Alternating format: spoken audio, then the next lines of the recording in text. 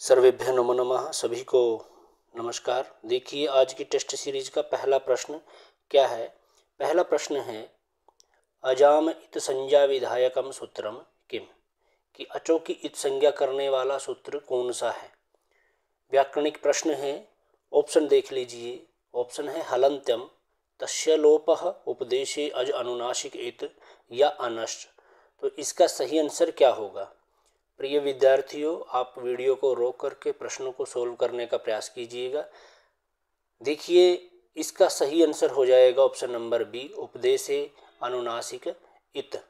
तो option number B इसका सही हो जाएगा। अगला प्रश्न देखेंगे। अगला प्रश्न है अण अच इत्यादि प्रत्याहार सिद्ध अर्थम पाणिनिना उक्तम सूत्रम। अण अच इत्यादि प्रत्याहार की सिद्धि के लिए पाणिनि के द्वारा उक्तम सूत्रम, पाणिनि के द्वारा कौन सा सूत्र कहा गया है। देखिए इको यणचि आद्यन्तौ टकीतौ या अनुदित स्वर्णस्य चा प्रत्यय आदिरंतेन संहिता। तो इन चारों ऑप्शन में से इसका सही आंसर हो जाएगा ऑप्शन नंबर डी, आदिरंतेन संहिता की आदि और अंतिम संहिता, आदि और अंतिम। ठीक है, इनकी क्या होगी, प्रत्याहार सिद्धि में पाणिनि ने ये सूत्र कहा है। अगला प्रश्न है उपदेश है। उपदेश ब्लैंक्स दे रखा है, बताना है आप्तवाक्यम बनेगा, आद्योच्चारणम, अंत्योच्चारणम या गुरुवाक्यम। तो इसका सही आंसर हो जाएगा ऑप्शन नंबर सी, आद्योच्चारणम। उपदेश आद्योच्चारणम। अगला प्रश्न है, अगला प्रश्न होगा प्रगृह्य संज्ञा विधायकम सूत्रम। प्रगृह्य संज्ञा विधायकम सूत्रम कि प्रगृह्य संज्ञा विधायक सूत्र कौन सा है।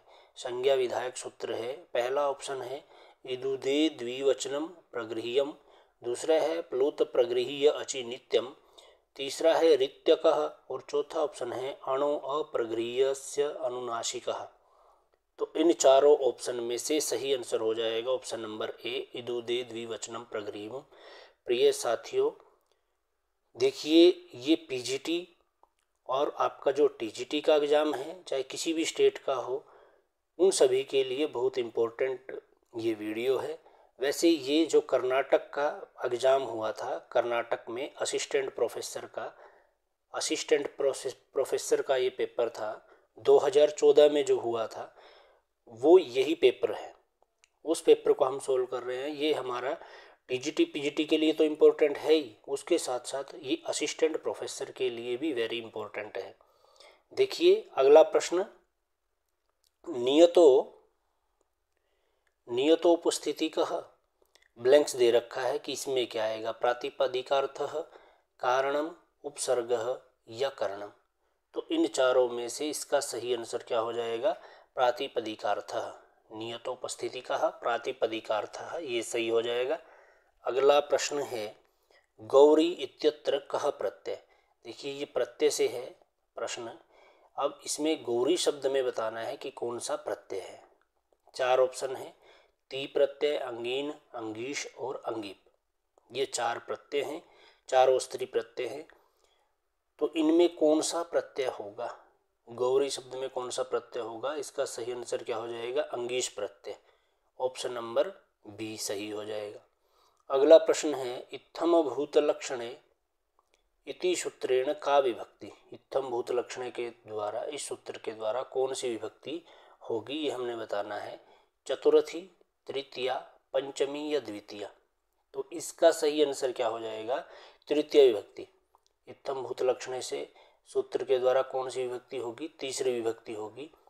कारक संबंधित प्रश्न है और इसका उदाहरण क्या है, इसका उदाहरण होता है जटाभिः तापसः। अगर ये पूछ ले कि किस सूत्र के द्वारा हुआ है, तो ये किस सूत्र के द्वारा हुआ है, इत्थम भूत लक्षणे के द्वारा। और इत्थम भूत लक्षणे का उदाहरण पूछ ले तो जटाभिः तापसः होगा। कौन सी विभक्ति होगी, तृतीया विभक्ति होगी। ठीक है, अगला प्रश्न देखिए। अगला प्रश्न है यस्य च भावेन भावलक्षणम, यस्य च भावेन भावलक्षणम इत्यनेन विधीयते। ब्लैंक्स दे रखा है कि अभी इसमें भी बताना है कि इस सूत्र के द्वारा कौन सी विभक्ति होती है। षष्ठी विभक्ति, पंचमी विभक्ति, सप्तमी या चतुर्थी। तो इन चारों में से जो सही आंसर होगा वो होगा सप्तमी। ठीक है, यस्य च भावेन भाव लक्षणम में कौन सी विभक्ति होगी? सप्तमी होगी। अगला प्रश्न है विशेष संज्ञा विनिर्मुक्त ब्लैंक्स में समासः। तो विशेष संज्ञा विनिर्मुक्त कौन सा समास है? केवल समास, विशेष्य समासः, विशेष समासः, विशेषण समासः। देखिए, विशेषः कोई समास नहीं होता, विशेषण समासः नहीं होता, विशेष्य समासः नहीं होता, तो कौन सा बच गया? केवल समास। तो इसका सही आंसर क्या हो जाएगा? ऑप्शन नंबर ए इसका सही आंसर होगा। इसके पश्चात अगला प्रश्न देखेंगे। अगला प्रश्न है सप्तरसयः इत्यत्र कः समासः, कि सप्तरसयः में कौन सा समास है? ऑप्शन देखिए, द्वंद्वः, अव्ययी भावः, समानाधिकरण तत्पुरुषः या बहुव्रीहि। चार दे रखे हैं समास के नाम, और पांचवा एक था केवल समास। कौन सा था? केवल समास। ये तत्पुरुष का ही भाग है। ठीक है, समानाधिकरण। तो समास कितने होते हैं एक बार ये प्रश्न क्लियर कर लेते हैं। केवल समास पहला ये हो गया, ठीक है, फिर द्वंद्व तत्पुरुष हो गया, अव्ययी भाव हो गया दूसरा, तीसरा बन जाएगा तत्पुरुष समास, चौथा होगा द्वंद्व समास और पांचवा बहुव्रीहि समास। तो समासः कति, अगर ये पूछ ले कि समास कितने हैं तो समास कितने होंगे? 5 प्रकार के। और 5 प्रकार के कौन कौन से हैं मैंने आपको बता दिया। एक तो है केवल समास, केवल समास हो गया। उसके पश्चात हो गया है दूसरा द्वंद्व समास, फिर हो गया है समानाधिकरण, और फिर बहुव्रीहि, और ये अव्ययी भाव समास। तो इस प्रकार से ये 5 प्रकार के हो जाते हैं। ठीक है, इसके पश्चात अगला प्रश्न देखेंगे कि अगला प्रश्न क्या है। देखिए, उपपद तत्पुरुष समासस्य उदाहरणम अस्ति। उपपद तत्पुरुष समासस्य उदाहरणम अस्ति, कि उपपद तत्पुरुष समास का उदाहरण है। कौन सा उदाहरण है? यूपदारुः, उपवनम, अक्षशोण्डः, कुंभकारः। तो इन चारों में से उपपद तत्पुरुष का जो उदाहरण होगा वो कौन सा है? तो इसका राइट आंसर हो जाना है डी, कुंभकारः। कौन सा सही आंसर होगा? कुंभकारः में उपपद तत्पुरुष समास होगा। ठीक है, इसके पश्चात अक्षशोण्डः, जिसका समास विग्रह क्या होगा? अक्षेषु शोण्डः, सप्तमी तत्पुरुष समास हो जाएगा इसमें। यूपदारु, यूपायदारु इसका विग्रह हो जाता है, और उपवनम इसमें आपका अव्ययी भाव समास हो जाएगा। ठीक है, अगला प्रश्न देखेंगे। नय समासस्य उदाहरणम अस्ति। न्य समासस्य उदाहरणम अस्ति। नए तत्पुरुष समास का उदाहरण हमने बताना है, कौन सा होगा? निर्मक्षिकम, अतिमालः, अनस्वः। कौन सा है? अनस्वः, अर्धृचः। तो इसका सही आंसर क्या हो जाएगा? नए तत्पुरुष का बताना है हमने, तो इसका सही आंसर हो जाएगा ऑप्शन नंबर बी, अनस्वः, जिसका समास विग्रह क्या बनेगा? न अश्वः, न अश्वः। ये नए तत्पुरुष का उदाहरण है। ठीक है, नए तत्पुरुष का ये उदाहरण होगा न अश्वः। समस्त पद क्या बन जाएगा? अनस्वः।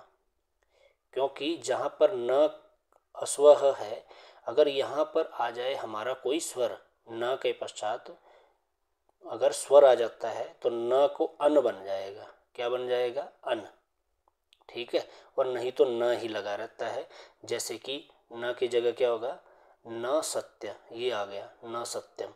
तो न की जगह क्या हो गया? अ, और सत्यम, ऐसे कैसा आ जाएगा? क्या बन जाएगा वो? असत्यम। क्लियर। अगला प्रश्न देखेंगे अब। अविद्यमानः पुत्रः यस्य सः। अविद्यमानः पुत्रः यस्य सः, ब्लैंक्स में बताना है कि क्या आएगा। अदृष्ट पुत्रः, अनवद्य पुत्रः, ईषद पुत्रः या अपुत्रः। तो अविद्यमानः पुत्रः यस्य सः, इसका सही आंसर क्या हो जाएगा? ऑप्शन नंबर डी, अपुत्रः। ठीक है, अपुत्रः, अविद्यमानः पुत्रः यस्य सः, ऑप्शन नंबर डी इसका सही हो जाएगा। अगला प्रश्न, भवती इति पदे कः प्रत्ययः। भवती इति पदे कः प्रत्ययः। भवती शब्द है, इसमें कौन सा प्रत्यय होगा? अंगीश, अंगीन, अंगीप, यत्ति प्रत्यय। तो भवती में कौन सा प्रत्यय होगा? ऑप्शन नंबर बी, अंगीप प्रत्यय होगा। कौन सा प्रत्यय होगा? अंगी प्रत्यय। इसके बाद अगला प्रश्न देखेंगे। अगला प्रश्न है वक्तुम इच्छा। वक्तुम इच्छा फिर ब्लैंक से है कि इसमें क्या आएगा? वक्तुम इच्छा, जैसे हम वो पढ़ते हैं कि एक पद बताना होता है, जैसे कि सच बोलने वाला कौन होता है, झूठ बोलने वाला, ईश्वर में विश्वास रखने वाला। इस तरह से ही ये प्रश्न है कि वक्तुम इच्छा, तो इसको क्या आंसर हो जाएगा? विवक्षा आएगा, बुभुक्षा आएगा, विविक्षा या विविदिशा?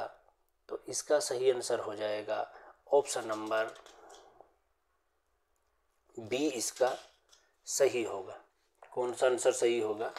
विविक्षा। विविक्षा नहीं होता कभी भी, विवक्षा होता है। तो ऑप्शन नंबर ए सही होगा। देखिए इसमें ई की मात्रा लगी हुई है लेकिन ये नहीं होगा, इसका सही आंसर हो जाएगा विवक्षा। ऑप्शन नंबर ए राइट होगा। अगला प्रश्न देखेंगे, कस्य भाष्यम महाभाष्यम उच्यते। कस्य भाष्यम महाभाष्यम उच्यते कि किसके भाष्य को महाभाष्य कहा जाता है? व्याकरणिक प्रश्न। मीमांसा सूत्रस्य, न्याय सूत्रस्य, व्याकरण सूत्रस्य, वैशेषिक सूत्रस्य। तो ये किसका भाष्य महाभाष्य कहा जाता है? ये व्याकरणिक सूत्र है ना। तो देखिए व्याकरण सूत्र का ये ग्रंथ है, तो इसका सही आंसर क्या हो जाएगा? ऑप्शन नंबर सी, व्याकरण सूत्रस्य। व्याकरण सूत्रों का भाष्य महाभाष्य कहलाता है। अगला प्रश्न देखिए, छंद शास्त्रस्य प्राथमिक ग्रंथः, छंद शास्त्रस्य प्राथमिक ग्रंथः केन विरचितः। छंद शास्त्र का सबसे पहला ग्रंथ, प्राथमिक ग्रंथ, सबसे पहले ग्रंथ किसने लिखा? सायण मुनिना, पिंगलाचार्येण, मायण मुनिना या मध्वाचार्य? कि सायण मुनि ने लिखा है, पिंगलाचार्य ने लिखा है, मायण मुनि ने लिखा है या फिर माधवाचार्य ने लिखा है? तो इसका सही आंसर हो जाएगा option number C, Pingalacharya. Pingalacharya ने सबसे पहले छंद शास्त्र पर का ग्रंथ लिखा। ठीक है। इसके पश्चात अगला प्रश्न देखेंगे, निरुक्तकारः कः। निरुक्तकारः कः कि निरुक्तकार कौन है? यास्कः, अमरसिंहः, भास्करः या वारसायणी? तो इसका सही आंसर हो जाएगा ऑप्शन नंबर ए, यास्कः। यास्क ने किसकी रचना की है? निरुक्त की। और निरुक्त की रचना करने वाला, ठीक है, इसीलिए कहा है निरुक्तकार कि निरुक्त की रचना करने वाला कौन है? आचार्य यास्क है।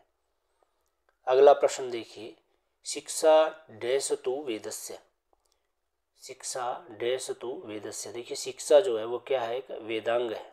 क्या है ये? वेदांग है। और प्रिय विद्यार्थियों, वेदांग के ऊपर हमने 6 वेदांग हैं हमारे, इन 6 के ऊपर हमने वीडियो बना रखा है, बिल्कुल डिटेल से इसमें बता रखा है, तो आप वो प्लेलिस्ट से जा करके जरूर देख सकते हैं। देखिए शिक्षा डैश तु वेदस्य की शिक्षा क्या है? वेद की। वेद की जो ये वेदा अंग हैं, जैसे एक शरीर के हमारे अंग होते हैं, हाथ, पैर, नाक, कान, मुख, नासिका, ठीक है, तो इसी तरह से जो हमारे ये शिक्षा है, इसको वेद की क्या कहा है? पादौ पैर कहा है, हस्तौ हाथ कहा है, घ्राणम नासिका कहा है, या चक्षु या आँख कहा है? तो शिक्षा को वेद की क्या कहा गया है? तो इसका सही आंसर क्या हो जाएगा? घ्राणम, नासिका कहा गया है। ठीक है। अगला प्रश्न देखेंगे, नचिकेतो उपाख्यानम कस्याम उपनिषदि अंतर्भवति। कि नियम नचिकेता का जो उपाख्यान है, कस्याम उपनिषदि, किस उपनिषद में अंतर्भवति, किस उपनिषद में है? ये यम नचिकेता का आख्यान है। ठीक है। यम नचिकेता के बीच बातचीत होती है और जिसमें नचिकेता यम से 3 वर मांगती है, वो उल्लेख इसी उपनिषद में है। ये किससे संबंधित है? केनोपनिषद, मुंडकोपनिषद, मांडुक्योपनिषद या फिर कठोपनिषद? तो यम नचिकेता उपाख्यान किस में मिलता है? इसका सही आंसर हो जाएगा ऑप्शन नंबर डी, कठोपनिषद में ऐसा उल्लेख मिलता है। अगला प्रश्न देखेंगे। अगला प्रश्न है, लघु सिद्धांत कौमुद्याः, लघु सिद्धांत कौमुद्याः कर्ता कः। कि लघु सिद्धांत कौमुदी के कर्ता कौन है? लघु सिद्धांत कौमुदी के रचनाकार, उसको लिखने वाले या उसकी रचना करने वाले कौन है? देखिए ऑप्शन, अप्य दीक्षितः, भट्टोजी दीक्षितः, वरदराज या भर्तृहरि। तो प्रिय विद्यार्थियों, लघु सिद्धांत कौमुदी वेरी इंपॉर्टेंट प्रश्न है, और ये लघु सिद्धांत कौमुदी तो व्याकरण का है ही आधार ग्रंथ, क्योंकि मैक्सिमम परीक्षाओं के लिए हमें लघु सिद्धांत कौमुदी को पढ़ना अनिवार्य होता है। तो लघु सिद्धांत कौमुदी की रचना किन्होंने की है? ऑप्शन नंबर बी, वरदराज ने।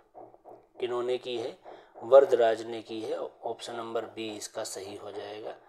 अगला प्रश्न है, तत्त्वम् असि इति महाकाव्यम कस्याम उपनिषदि उल्लिखितम भवति। कि तत्त्वम् असि इस वाक्य का महावाक्य है, कस्याम उपनिषदि उल्लिखितम, किस उपनिषद में इसका उल्लेख हुआ है? बृहदारण्यक उपनिषद में, छांदोग्य उपनिषद में, तैत्तिरीय उपनिषद में या ऐतरेय उपनिषद में। तो इसका सही आंसर हो जाएगा ऑप्शन नंबर सी, छांदोग्य उपनिषद में। मतलब तत्त्वमसि ये महावाक्य किस में कहा गया है? छांदोग्य उपनिषद में कहा गया है। इसके बाद अगला प्रश्न है कि पाणिनि प्रणीत शब्दानुशासने कति अध्यायाः सन्ति। कि पाणिनि के द्वारा जो शब्द अनुशासन की रचना की गई। देखिए, एक प्रश्न ये भी बन गया कि पाणिनि ने शब्द अनुशासन की रचना की है, उसमें कितने अध्याय हैं ये हमने बताना है। 8, 8, 9, 9, 7, 7 या 10, 10। तो पाणिनि के द्वारा जो शब्द अनुशासन है इसमें कितने अध्याय हैं? इसका सही आंसर क्या हो जाएगा? 8। इसमें 8 अध्याय हैं, इसीलिए इसको क्या कहा गया? अष्टाध्यायी कहा गया। अष्टाध्यायी को ही क्या कहा है? शब्द अनुशासन कहा गया है। अगला प्रश्न देखेंगे, रक्षोः आगम लघव असंदेह प्रयोजनम कस्येयम उक्ति। कि रक्षा उह आगम लघु असंदेह प्रयोजनम, यह उक्ति किन की है? ऑप्शन देखिए, कात्यायनस्य, भर्तृहरेः, श्रीशंकरस्य या पतंजलेः। तो इसका राइट आंसर क्या हो जाएगा? Option number D, Patanjali. रक्षा उहु आगम लघु असंदेह ये पतंजलि के द्वारा कहा गया है। अगला प्रश्न है, एतेषु कथमत तद्धितांत रूपम भवति। कि इनमें से कौन सा तद्धितांत रूप बनता है? कार्यम, भोज्यम तथा अवध्यम। 4 ऑप्शन है, 4 तद्धितांत शब्द दे रखे हैं, इनमें से हमने बताना है कौन सा तद्धितांत रूप बनता है। तो इसका सही आंसर क्या हो जाएगा? ऑप्शन नंबर बी, तदा। अगला प्रश्न साहित्य का प्रश्न है, बुद्धचरितस्य कर्ता भवति। बुद्धचरित के कर्ता कौन है? ये पूछा गया है। ठीक है, बुद्धचरित के कौन है? तो बुद्धचरित के कर्ता कौन है? बुद्धचरित के कर्ता अश्वघोषः, अमरूकः, दंडी या हर्षवर्धन है। ये 4 ऑप्शन दे रखे हैं, इन चारों में से बुद्धचरित की रचना करने वाले कौन है? इसका सही आंसर हो जाएगा option number A. Option number A, अश्वघोष। अश्वघोष ने बुद्धचरित की रचना की है, जिसमें बुद्ध के चरित्र के बारे में वर्णित किया गया है। अगला प्रश्न साहित्यिक प्रश्न है, भास नाटक चक्रस्य प्रथम प्रकाशक। भास नाटक चक्र के प्रथम प्रकाशक कौन है? हरिहर शास्त्रिणः, महादेव शास्त्रिणः, सांबशिव शास्त्रिणः या गणपति शास्त्रिणः। तो इसका सही आंसर क्या होगा? इसका सही आंसर हो जाएगा ऑप्शन नंबर डी, गणपति शास्त्रिणः। जो गणपति शास्त्री हैं, इन्होंने भास नाटक चक्र का पहला प्रकाशन किया। अगला प्रश्न है, राजनीतिम आश्रित्य विरचितम नाटकम भवति। राजनीति पर आधारित नाटक कौन सा है?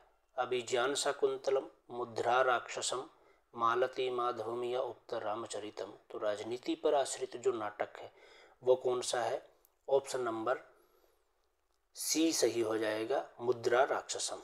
ये राजनीति पर आश्रित नाटक है। इसके पश्चात अगला प्रश्न देखेंगे।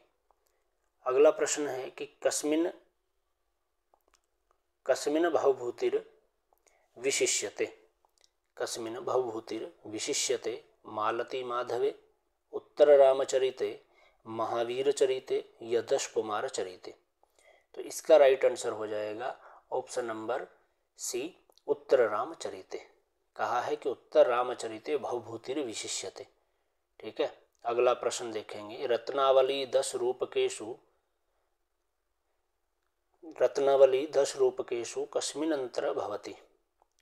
10 रूपकों में, रूपक हमारे कितने हैं, एक प्रश्न ये भी बन जाता है कि रूपक कितने हैं, 10 हैं। कौन कौन से हैं, जिसमें आता है कि नाटक आ गया, नाटक, प्रभा, बाण, प्रकरण, बाण,